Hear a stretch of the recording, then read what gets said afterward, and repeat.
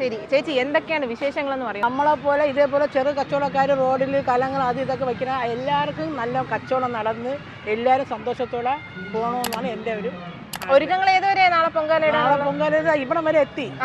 നമ്മളെ കൈ വിടൂല, മാറ്റുമല്ല അമ്മച്ചി വിളിച്ചാൽ വിളിപ്പുറത്ത് എത്തണം എൻ്റെ അമ്മ. അതുകൊണ്ട് ഒരു കൊഴുതും വരില്ല. നമ്മൾ എത്ര കരഞ്ഞ് കണ്ണുനീരോടെ വിളിച്ചാലും അമ്മ നമ്മുടെ സമയത്ത് എത്തും. വിളിച്ചാൽ വിളി കേൾക്കും എൻ്റെ അമ്മ. എനിക്ക് എൻ്റെ അമ്മയെ ഭയങ്കര വിശ്വാസമാണ്. ഇത് അമ്മയെ വിശ്വസിച്ചാൽ ഇതെല്ലാം ഇറക്കിയിരിക്കുന്നത്. ഉള്ളത് ആർക്കും എന്ന് വെച്ചാൽ ഭക്തജനങ്ങൾക്ക് അങ്ങും ഇങ്ങും കറങ്ങാതെ ഇരിക്കാനാണ് നമ്മൾ ചെറുതായിട്ട് നിൽക്കുന്നത്. വലിയ ലാഭം വേണ്ട, കൊച്ചു ലാഭം.